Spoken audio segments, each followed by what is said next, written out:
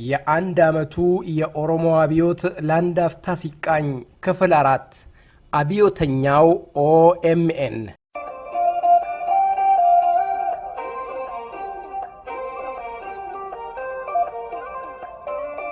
ባለንበት ዘመን ይችን ዓለም እየዘወሩ ካሉ ታያል መሳሪያዎች አንዱ ሚዲያ ነው ብንል ግነት አይደለም። ሚዲያ ሀብት ነው። ሚዲያ ጭቆናን መዋጊያ መሳሪያ ነው። ሚዲያ አስተማሪና አንቂ መሳሪያ ነው። ሚዲያ ለአንድ ህዝብ የኢኮኖሚ እድገት መሰላል ነው። ሚዲያ ልሳን ነው። የአንድን ህዝብ ማንነት በተገባም ባልተገባም መንገድ ሊገልጽና ሊቀርጽ የሚችል መሳሪያ፣ ያንድን ህዝብ እውነት አውጥቶ በመናገርም ይሁን አፍኖ በመቅበር ወይንም አጣሞ ለማቅረብ የሚችል ከባድ መሳሪያ ነው። ለዚሁ ይመስላል ግሌን ዙመርማን የተባሉ አሜሪካዊ የሚዲያ ሰው በአንድ ወቅት ሚዲያ ሳይለንት ሂለር ኦር ሳይለንት ኪለር ሲሉ የገለጹት። አድፋጭ አዳኝ ወይንም አድፋጭ ገዳይ። ሚዲያ አገሮችንና ህዝቦችን ብቻ ሳይሆን ቡድኖችንና ግለሰቦችን የማገናኘቱን ያህል ለመከፋፈል ያለው ጉልበትም በዚያው ልክ ነው። በአጠቃላይ ሚዲያ በአንድ ህዝብም ሆነ በአገር ደረጃ በኢኮኖሚ በፖለቲካና በማህበራዊ እሴት በአሉታዊነትም ይሁን በአዎንታዊነት ያለው ተጽዕኖ ከባድ ነው። ይሁንና የዚህ ርዕስ ዋናው ትኩረት የሚዲያን ትርጉም ትንታኔ መስጠት አይደለም። ሚዲያ የአንድ ህዝብ ልሳን ነው ከሚል መንደርደሪያ ተነስተን የኦሮሚያ ሚዲያ ኔትወርክ ኦኤምኤን የማን ውልድና ውርስ እንደሆነ ከተመሰረተበት ወቅት አንስቶ እየተካሄደ ላለው የኦሮሞ ህዝብ ትግል ያበረከተውን አስተዋጽኦ የተቃጣበትን የጠላት ዱላ እንዴት ሲመክት እንደቆየና ዛሬ እንደደረሰ እንደዚሁም የኦሮሞ ህዝብ እንደ ህዝብ ከዚህ ሚዲያ ምን እንዳተረፈ በግርድፉ ለመቃኘት ነው።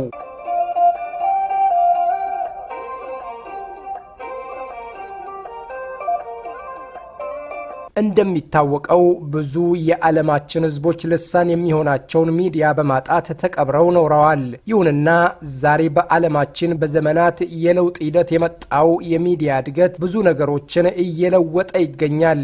ለመላው የዓለም ህዝቦች የተከፈተው የመረጃ አብዮት ከሰፊው ዓለም ተገልለው በጨለማ ሲዳክሩ የኖሩ ህዝቦች ሌላውን ዓለም እንዲቀየጡ በር ከፍቶላቸዋል። በዚህም ድምፅ አልባ ሆነው የኖሩ ድምጾች ዛሬ የራሳቸው ልሳን የሆኑ ሚዲያዎች ባለቤቶች እየሆኑ ይገኛሉ። አዎን፣ እንደ ህዝብ ቁጥራቸው ብዛት የራሳቸው የሆነ ልሳን እንዳይኖራቸው ተፈርዶባቸው ከነበሩ የዓለማችን ህዝቦች አንዱ የኦሮሞ ህዝብ ነበር። 40 ሚሊዮን የሚገመት ግን ዛሬም አንድ ጋዜጣ እንኳን የሌለው ህዝብ። በእርግጥ በኢትዮጵያ ከደርግ ውድቀት በኋላ በመጣውና ኋላ ላይ ከተዳፈነው አንጻራዊ የፕሬስ ነጻነት ጋር ብቅ ማለት የጀመሩና ይደርስባቸው የነበረውን ጫና ችለው እስከ ጥቂት ዓመታት የኦሮሞን ህዝብ ያገለግሉ የነበሩ ጋዜጦች ነበሩ። ከተመሰረቱበት በህወሓት ኢህአዴግ ከመድረክ እስከታገዱበት ጊዜ ድረስ የኦሮሞን ንቃተ ህሊና በማሳደግ ከፍተኛ መስዋዕትነት የከፈሉት የኡርጂና የሰይፈ ነበልባል ጋዜጦች ነበሩ። እነሱ ከመድረክ ከታገዱ በኋላ ግን የኦሮሞ ህዝብ ወደ ነበረበት የጨለማ ዘመን ነው የተመለሰው ማለት ይቻላል። የማህበራዊው ሚዲያ ይችን ዓለም ለሁሉም በር እኩል እስከሚከፍትበት እስከ ቅርብ ዓመታት ድረስም ኦሮሞ ድምፁ እንደታፈነ ነበር የኖረው። ከላይ ለመነካካት እንደተሞከረው የራሱ ልሳን ያልነበረው የኦሮሞ ህዝብ ዛሬ በሚዲያው ረገድ ከተለወጠው ዓለም ብዙ አትርፏል። ዛሬ የበርካታ ሚዲያዎች ባለቤት ነው። በቅርብ ዶክተር መሐመድ ሐሰን ከኦሮሚያ ሚዲያ ኔትወርክ ኦኤምኤን ጋር ባደረጉት አንድ ቃለ ምልልስ እንደተናገሩት ግን ዛሬ በሚሊዮን በሚቆጠሩ የኢንተርኔት የመረጃ መረቦች ወይንም ሊንኮች ኦሮሞ የሚለው ስም ሲፈስ ይውላል። የዛሬ 200 ዓመታት ገደማ የኖሩትና የሚከተሏቸው ትውልዶች ዕጣ ፈንታ ካሳሰቧቸው የኦሮሞ አባገዳዎች አንዱ የነበሩት አሬሮ ቦሶሮ በዘመናቸው ዛሬ ኦሮሞን ስለገጠመው የታሪክ ዕጣ ፈንታ አንድ ትንቢት ተናግረው እንደነበር ይነገራል። ተጠፋፋላችሁ ግን አጠፉም። እውነትም አንድ ዘመን ተጠፋፍተን ነበር። ቱለማ መጫን እንደ ኦሮሞ አያውቀውም ነበር። እንደዚሁም አርሲና ቦረና፣ ኢቱና ጉጂ፣ ወሎና ከረዩ የማይተዋወቁበት ወቅት ላይ የደረስንበት ዘመን ነበር። በርግጥ አሬሮ ቦሶሮ አልተሳሳቱም። ጠፍተን አልጠፋንም። ዛሬ የተቀበርንበትን አፈር ምሰን ተነስተናል። በመካከላችን የተገነባውን ተራራ ንደን ለመተዋወቅ መቀራረባችን ብቻ ሳይሆን ዛሬ ለሚደርስብን ግፍ አብረን እየጮኸን እንገኛለን። ዛሬ ስለ የጋራ ችግራችን በጋራ እንጮሃለን። ከላይ እንዳልነው ኦሮሞ ዛሬ ለሁሉም የዓለም ሕዝቦች ክፍት ከሆነው ማህበራዊ ሚዲያ በተጓዳኝ የራሱ የሆኑ ልሳኖች አሉት። ችግሩን የሚናገሩለትና ለዓለም የሚያሰሙለት በርካታ ሚዲያዎች። ከነዚህም አንዱና ትልቁ የኦሮሚያ ሚዲያ ኔትወርክ ኦኤምኤን ነው። የኦሮሞ ልሳን፣ የኦሮሞች አይንና ጆሮ። ጀዋር መሐመድ ሚዲያው ሲመሰረት የዛሬ 3 ዓመታት ገደማ እንደተናገረው ለመጀመሪያ ጊዜ ከኦሮሞ አንጻር ከክፍለ ዘመን በላይ የሰራውን ፕሮፓጋንዳ ከኦሮሚያ አየር ያወረደ ሚዲያ። በርግጥ ኦኤምኤን ሲመሰረት የኦሮሚያን ብቻ ሳይሆን የመላውን ኢትዮጵያ ሰማይ ነበር የተቆጣጠረው። ከዚያ ዕለት ጀምሮ የኦሮሞን የሚዲያ ጥማት አረካ። አብዮተኛው የኦሮሚያ ሚዲያ ኔትወርክ ኦኤምኤን። ይሁንና ዛሬ የኦሮሞ ሕዝብ ለነጻነቱ ያለው ንቃተ ህሊናና ጽኑ ፍላጎት የዛሬ 50 ዓመታት ከነበረው በጣም ይለያል። ከረጅሙ የነጻነት ትግል ጉዞ በኋላ ዛሬ በሚዲያው ረገድ እና አብዮተኛው ኦኤምኤን ተፈጥረዋል። ግን የኦኤምኤን የኦሮሚያ ሚዲያ ኔትወርክ ውልዱና ውርሱ የት ነው ብለን እስቲ ለአንድ አፍታን ጠይቅ።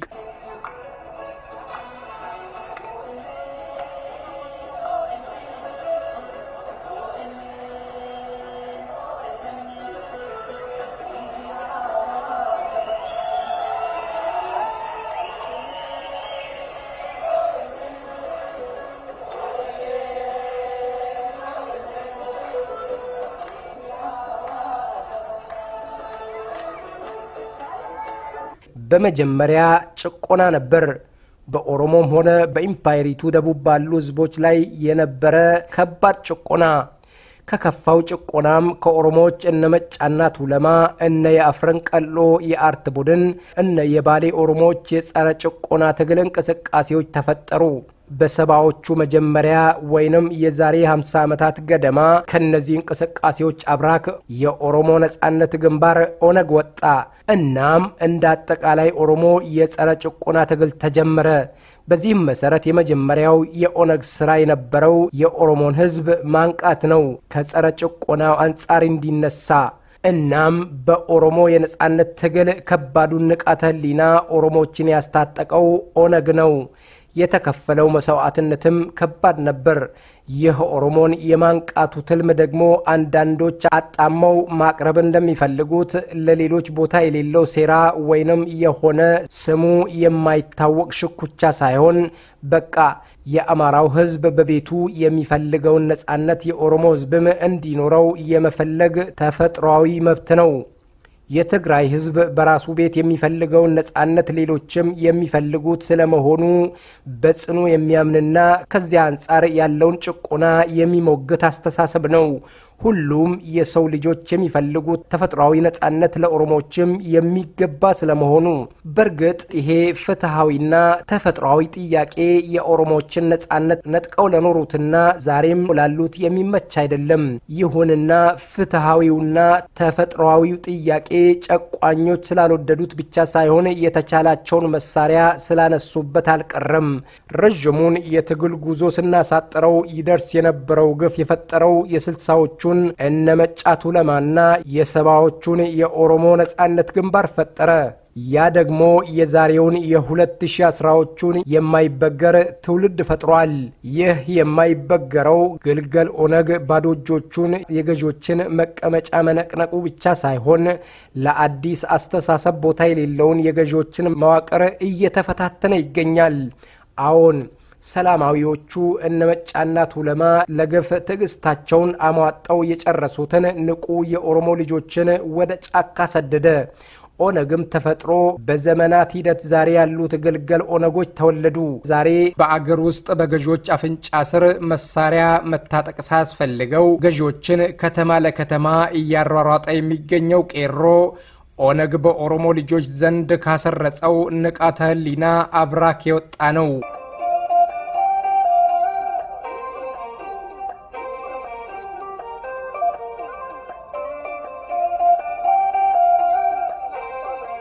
ኦነግን ፍለጋ በየጎረቤት አገሮች ድንበሮችና በአገር ውስጥ ተራራማ ሰንሰለቶች ሲመሽግና ሲንከራተት የኖረው የወያኔ ታንክና መድፍ ዛሬ ስራ ተበላሽቶበታል።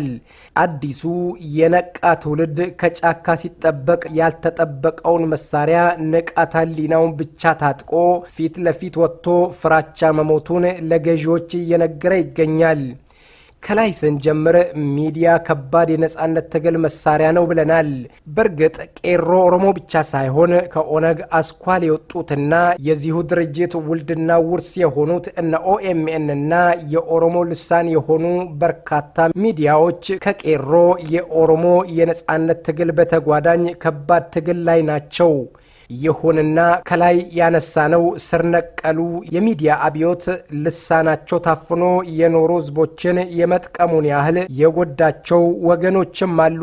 የዓለምን በር ሌሎች ላይ ሲዘጉ የኖሩ ወገኖች በዘመን ሂደት የመጣው ለውጥ ለነሱ ጥሩ ዜና አልነበረም፣ አይደለምም። የመረጃው አብዮት ጓዳቸው ሰርስሮ ገብቶ ለዓለም አጋልጧል፣ እያጋለጠም ይገኛል። የህዝቦችን ደም ሲያፈሱና ህይወት ሲያጠፉ የኖሩ ወገኖች ግፋቸው ዛሬም ባያበቃም እንደ ድሯቸው በር ዘግተው ያሻቸውን የሚሰሩበት ዘመን እያበቃ ነው። ከቁጥጥራቸው አቅም በላይ የሄደው የነጻ ሚዲያዎች መበራከት ከመጋረጃ በስተጀርባ የሚሰሩ ሰይጣናዊ ስራዎቻቸውን ፈልፍሎ እያጋለጠባቸው ይገኛል። ከላይ እንዳልነው ዛሬም እንደልባቸው መግደል የማይችሉ ባይሆንም ያለንበት ዓለም እያንዳንዱ ወንጀለኛ ስራውን መደበቅ ወደማይችልበት መድረክ እያሸጋገረን ይገኛል።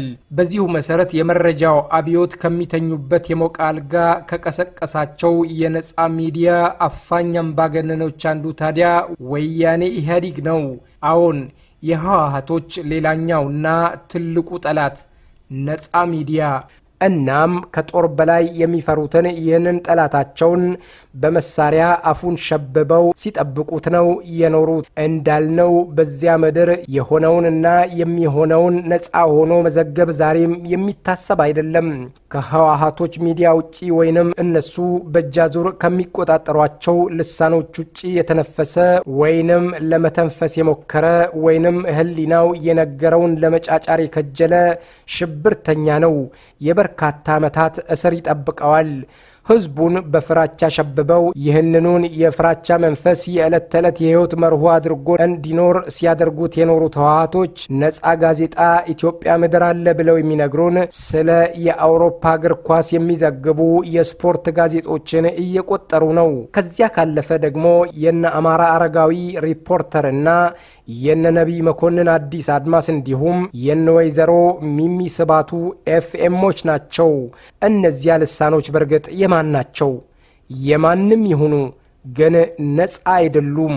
ይሁንና ከኦነግ አብራክ ከወጡት የህሊና ንቃት ታጣቂ የኦሮሞ የነጻነት ወታደሮች ከሆኑት አንዱ ከምድር በአጋዚ መሳሪያ ሲጠብቁት በሰማይ መጣባቸው። ኦኤምኤን የኦሮሚያ ሚዲያ ኔትወርክ፣ በነሱ ቋንቋ አሸባሪ።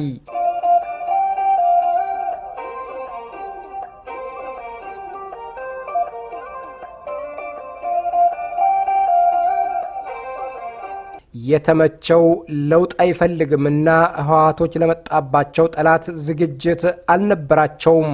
በርግጥ አፍ ሞልቶ ዝግጅት አልነበራቸው ማለትም አይቻልም።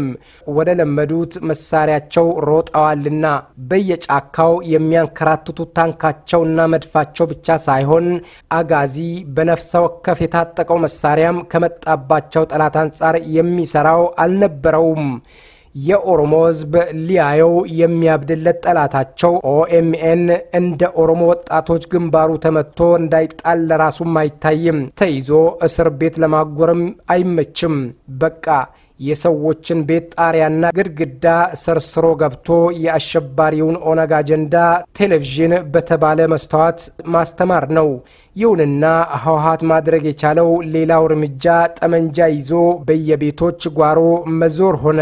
በርግጥ ዛሬ በ21ኛው ክፍለ ዘመን ከዜጎች ጓሮ አንቴናን ከመንቀል የዘለለ አማራጭ የፖለቲካ እውቀት የሌላቸው ካድሬዎች አገር ሲገዙ በጣም ያሳዝናል። የሆነ ሆኖ ህወሓት ኦኤምኤንን ከሀገር ውስጥ እንዳይተላለፍ ለመስራት የሚችለውን ሰራ። ኦኤምኤንን መመልከትና ማዳመጥ ከሽብርተኝነት እንደሚያስፈርጅም አወጀ። አልተሳካም። ተስፋ አልቆረጠም። በእጁ የቀሩትን ሌሎች መሳሪያዎች ፈታተሸ። እነ ቪኦኤና ዶቼቬለ ፕሮግራሞችን ኢትዮጵያ ምድር እንዳይሰሙ ለማድረግ ለዘመናት ሲሰራ እንደኖረው ሁሉ ብር በሻንጣ ሸክፎ ኦኤምኤንን ከተቻለ ከምንጩ ለማዘጋት ካልተቻለ ለማሳፈን እግሩ እስከሚቀጥን ዓለምን ዞረ። ከሽብርተኞች ጋር ለማቆራኘት ሞካከረ።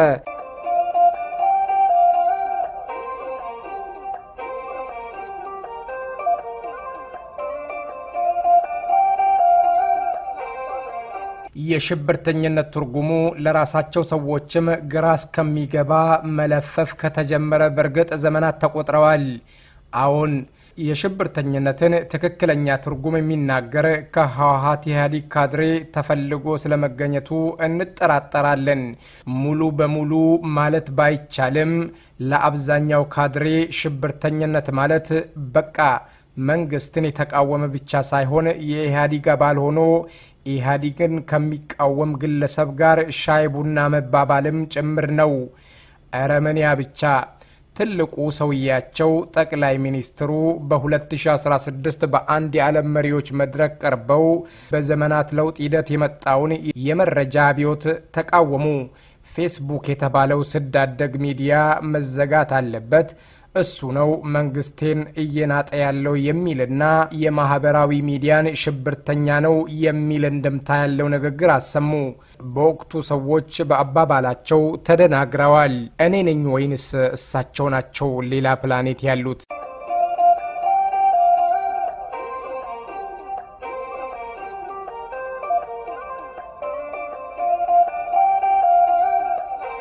ይህ በርግጥ ጠቅላይ ሚኒስትሩ ብቻ ሳይሆኑ ሁሉም የኢህአዴግ መሪዎች የሚጋሩት አስተሳሰብ ነው። ግን የጉግል መስራቾቹ ሚካይሎቪች ብሪንና ላሪ ፔጅ፣ የፌስቡኩ መስራች ማርክ ዙከርበርግና የዩቲዩቦቹ ሃርሊን ካሪምና ቼን ኢትዮጵያ ለመኖራቸው በእጃቸው። ይሁንና ህዝባዊ አገልግሎቶችን ሊያበረክቱ የሚችሉ የህብረተሰብ ተቋማትን ሊገነባ የሚችል የአገር መዋዕለ ንዋይ በተለያዩ ወቅቶች አፍሰው ኦኤምኤንን አሳፈኑ። የኦሮሞ ህዝብ የእምቢተኝነት ትግል በዓለም መድረክ ያልተሰማው የሚደርስበትን ጭቆና ስላልታገለ ያለመሆኑን የሚረዱት ንቁ የኦሮሞ ልጆችም ከኦኤምኤን አንጻር ያለውን የጠላት ጥቃት ለመቋቋም ኦሮሞዎችን ከኋላቸው አሰልፈው ቀበቷቸውን አጠባብቀው ከወያኔዎች ጋር ትንቅንቅ ገቡ። ኦኤምኤን በህወሓቶች ሲታፈን የኦሮሞ አክቲቪስቶች አስፈትተው ኢትዮጵያ ሰማይ ላይ መልሰው ሲለቁት፣ ህወሓቶች መልሰው ሲያሳፍኑት፣ ተመልሶ ሲለቀቅ ሲታፈን ሲለቀቅ ሲታፈን ሲለቀቅ 1 ዓመት ገደማ ሆነ። ችግሩ ግን ኦኤምኤን እንደ ኦሮሞዎቹ ታፍኖ ካምፕ የሚታጎር አለመሆኑ ብቻ ሳይሆን ከኦሮሚያ አየር ላይ ማዕከላዊ፣ ቃሊቲ፣ ቂሊንጦና ሌሎችም ስፍር ቁጥር ከሌላቸው እስር ቤቶች ከታጎሩ ኦሮሞዎች ሁሉ ጋር እንደ ልቡ ገብቶ መውጣቱን መቀጠሉ ነው። አፋን ኦሮሞን እንደ ልቡ እየተናገረ ጋዜጠኞቹን ጨምሮ በንቆቹ የትውልድን አደራ በወረሱና እሳት በላሱ ወጣት አክቲቪስቶች በነጸጋዬ አራርሳ፣ በነጀዋር፣ በነገረሱ፣ በነብራኑ ሌንጂሶ፣ በነግርማ ጉተማ፣ በነኢታና ሀብቴ፣ በነነጌሳ ኦዶ ዱቤ፣ በነሄኖክ ገቢሳና ሌሎችም ደምቆ ቀጠለ። ኦኤምኤን አዎን ከተመሰረተበት ዕለት አንስቶ ለሩብ ክፍለ ዘመን ኦሮሞን ሲያሰቃዩ የኖሩና ዛሬም የሚያሰቃዩ ወገኖችን ምሽግ የነቀነቀው አብዮተኛው ኦኤምኤን ታዲያ ከኢትዮጵያ አየር አልወረደም፣ ሊወርድም ዝግጁ አይደለም። ከኦሮሞ አብዮት ጋር በተያያዘ ደግሞ ድርሻው የሚተመን አልነበረም። ኦኤምኤን ለኦሮሞ ህዝብ ያበረከተው ያ ብቻ አልነበረም። አሁን የኦሮሞ ህዝብ ለራሱ የነበረውን ግምት የቀየረና ከባድ የለውጥ ኃይል መሆኑን መልሶ ለአብዛኛው ኦሮሞ የነገረው ኦኤምኤን ነው፣ የኦሮሚያ ሚዲያ ኔትወርክ። የኦሮሞ ህዝብ የሚዲያን አስፈላጊነት የማይረዳ ባይሆንም አብዛኛው ኦሮሞ የሚዲያን ኃያልነት የበለጠ የተረዳው ከኦኤምኤን መስረታ በኋላ ነው። ከተመሰረተበት ጊዜ ጀምሮ የህወሓት አውራዎች እየተጀነኑ የተፉትን አስጎንብሶ ሲያስለሳቸው ነው ዛሬ የደረሰው ኦኤምኤን። ወደፊትም የኦሮሞ ህዝብ ድምጽ ብቻ ሳይሆን በዚያ አገር ድምጽ ለሌላቸውም ጭምር ድምጽ እንደሆነ እንደሚኖር ተስፋችን የላቀ ነው። አብዮተኛው ኦኤምኤን የኦሮሞች አይንና ጆሮ። አድማጮቻችን ስለ አብዮተኛው ኦኤምኤን ያዘጋጀነውን በዚሁ እንቋጫለን። በሚቀጥለው ክፍል 5 ያልተሳካው የወያኔ ህወሓት የዘመናት ጸሎት በሚል ርዕስ ለመመለስ ቃል እየገባን ጫላ ቡልቱም ስለ ኦኤምኤን ባዜመው እንሰናበታለን።